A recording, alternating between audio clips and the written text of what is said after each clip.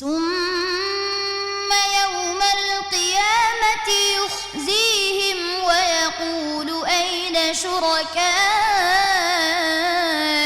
الذين كنتم। কিছু সংখ্যক মানুষের তেলাওয়াতের দ্বারা যখন তেলাওয়াত শুরু হয় কোরআনে কারিমের তেলাওয়াতের দ্বারা তাদের ঈমান বৃদ্ধি হতে থাকে। আমাদের প্রথম প্রতিযোগী ঢাকা উত্তরের বন্ধু আব্দুর রহমান বিন নূর। আসসালামু আলাইকুম ওয়া রাহমাতুল্লাহি ওয়া বারাকাতুহু। ওয়া আলাইকুম আসসালাম ওয়া রাহমাতুল্লাহি ওয়া বারাকাতুহু। আব্দুর রহমান বিন নূর এবং আজকের এই পর্বের সকল প্রতিযোগীদেরকে বলছি, আজকের প্রশ্নের ধরন হবে আমরা দুইটা প্রশ্ন করব, প্রত্যেককে দুইটা প্রশ্ন। একটা প্রশ্ন হবে তেলাওয়াত করবে, আরেকটি প্রশ্ন হবে একটি আয়াত বলবো, সেই আয়াতটি কোন সূরাতে আছে বলতে হবে। কি কইছি কথা বুঝা আসছে? জি। সবাই জেনে রাখো। আউযু বিল্লাহি মিনাশ শাইতানির রাজীম। বিসমিল্লাহির রহমানির রহিম। ثم يوم القيامة يخزيهم ويقول أين شركائي الذين كنتم تشاقون فيهم. أعوذ بالله من الشيطان الرجيم. بسم الله الرحمن الرحيم. ثم يوم القيامة يخزيهم ويقول أين شركائي الذين كنتم ويقول أين شركائي الذين كنتم تشاقون فيهم. قال الذين أوتوا العلم إن الخزي اليوم والسوء على الكافرين الذين تتوفاهم الملائكة ظالمي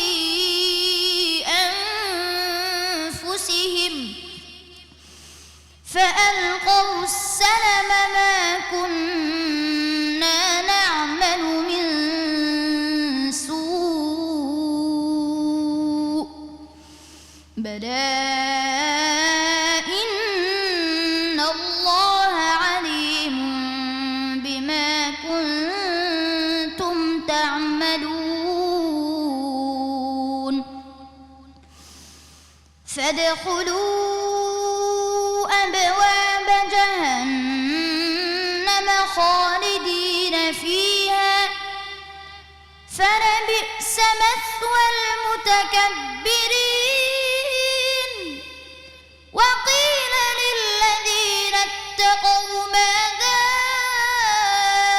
أنزل ربكم قالوا خيرا للذين أحسنوا في هذه الدنيا حسنة ولدار الآخرة خير ولنعم دار المتقين. حسبك.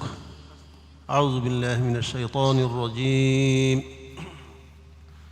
جنات عدن تجري من تحتها الأنهار خالدين فيها وذلك جزاء من تزكى. سورة طه. سورة طه. ما شاء الله، حياك الله، بارك الله فيك. صدق الله العظيم. ما شاء الله।